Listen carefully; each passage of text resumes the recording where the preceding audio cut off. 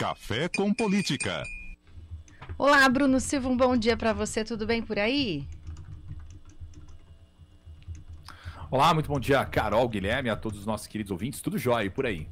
Por aqui recebemos lá de Piracicaba uma informação da Câmara de Vereadores que vem nos contando que, se for aprovado e seguir sanção do prefeito lá para entrar em vigor, eles estão querendo criar uma zeladoria comunitária, prevendo repasses a associações de bairros lá naquela cidade. A pergunta que eu levo até você para a gente poder refletir a respeito desta situação: pode ser um avanço ou é um assunto muito delicado quando se trata aí de núcleos de comunidades também participando desse tipo de ação?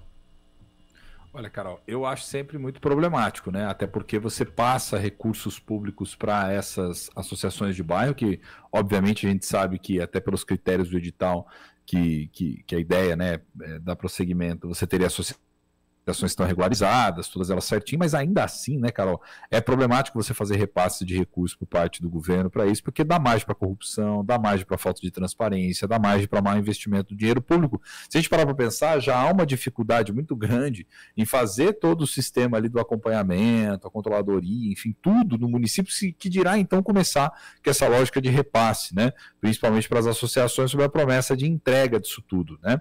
Acho que é um assunto bem delicado, a gente precisa pensar ainda mais em áreas estratégicas como infraestrutura, né? A questão, por exemplo, envolvendo serviços cujo bem principal é importantíssimo, né? Então, a água, enfim, todos esses é sempre muito delicado, né? Da gente poder falar em como o poder público participaria com parceiros, né?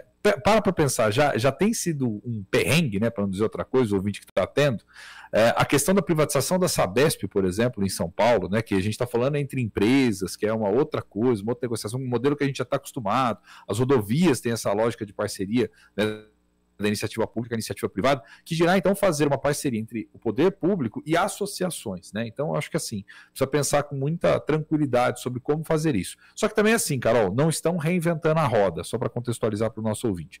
Em Porto Alegre, por exemplo, né, até quando a gente estava conversando aqui, lembrando do tema, eu lembrei de uma vez ter ouvido isso em um congresso e fui até atrás para buscar informação. Em Porto Alegre já faz um certo tempo que tem algumas praças do município que elas são cuidadas dessa forma, nesse formato de zeladoria comunitária. Isso funciona tanto em algumas cidades do interior de Porto Alegre, quanto na própria capital. Agora, a gente está falando de uma praça específica. Do que dá para entender desse projeto seriam ações muito mais abrangentes, aquelas que envolvem também, não só ali uma manutenção pontual, algo nesse sentido, que em tese você poderia criar até um sistema de incentivo para que os moradores pudessem, de fato, fazer como muitos, infelizmente, fazem por inação do poder público, né? E aí, quando fazem, também podem ser vítimas de uma irregularidade, de uma multa ou algo nesse sentido.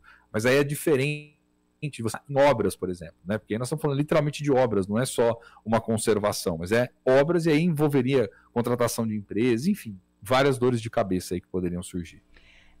Legalmente, a informação que a gente conseguiu apurar é que, assim, dentro de licitações ou serviços públicos, Bruno, há sim a possibilidade, como você mencionou desses exemplos, de praticar esse tipo de modelo, mas tem que fazer projeto de lei, então tem que aprovar e sancionar, que é esse caminho que está acontecendo lá em Piracicaba. Agora, a questão é, será que então seria interessante, uma vez que este modelo começa a ser praticado, um órgão fiscalizador independente? A gente tem, por exemplo, alguns, como Defensoria Pública, que atuam e conseguem, de alguma maneira, contribuir. Aí que tá, né? Quem e como iriam fiscalizar esse uso do dinheiro, né? Exato, você vai ter que ter um processo de transparência do recurso altíssimo, e mais do que isso, como é que você avalia a qualidade daquilo que consequentemente vai ser feito, né? Acho que também tem isso, porque aí você tem que ter um outro sistema de controle, dar um outro tipo de trabalho. Eu particularmente penso o seguinte, gente, se nem o poder público está dando conta de fazer a questão da zeladoria, isso significa, em alguma medida, uma certa transferência de responsabilidade daquilo que, em tese, é competência do próprio município, né, do governo da ocasião e do Estado, consequentemente, prover para as pessoas. Afinal de contas, as pessoas já pagam seus impostos, que estão contemplados ali, em tese, os serviços de manutenção dentro deles. Então, se há problemas de planejamento, se há problemas de execução, se a prefeitura tem identificado dificuldades quanto a isso, penso eu, particularmente, que o legislativo tem que, junto com a prefeitura, olhar os pontos mais delicados e tentar destravar esse processo, né, a fim de que as coisas possam caminhar. Agora, é fato de que as maiores demandas que chegam ao legislativo são aquelas associadas à zeladoria pública, né? Ou seja, manutenção de asfalto, das áreas limpas, enfim, poda de árvores, etc., nos bairros. Isso é o que mais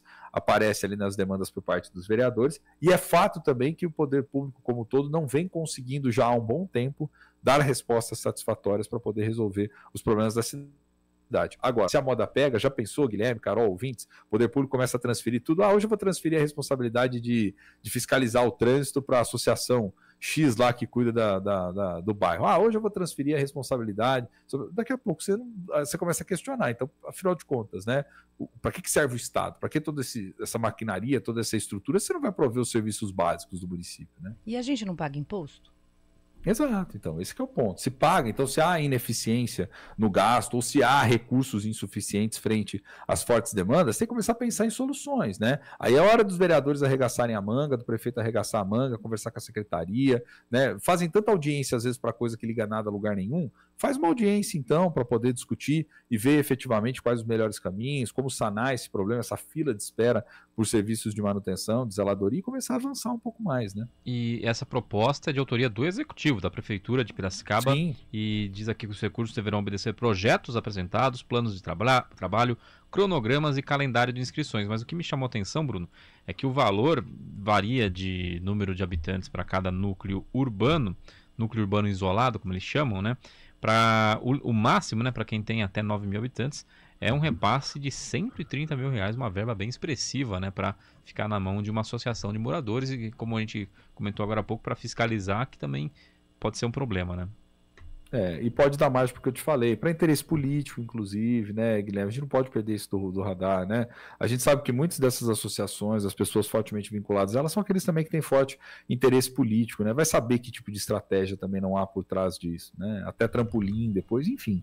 É o que eu falo, em se tratando de política, a gente tem que tomar sempre muito cuidado, porque às vezes aquela solução que parece ser a mais inovadora, né, a revolucionária, que vai sanar todos os problemas, esconde por trás aí outros tantos problemas mais expressivos, né? Particularmente vejo com muita desconfiança sobre como isso funcionaria na prática, viu, Guilherme? Tá certo, Bruno. Amanhã a gente toma outro café. Brigadão, boa quarta-feira. Eu que agradeço, gente. Abraço para você, Carol, e todos os nossos queridos ouvintes. Quarta estaremos aqui novamente com mais um cafezinho mais política. Valeu. Valeu. CBN, a rádio que toca notícia. CBN Campinas, 99,1.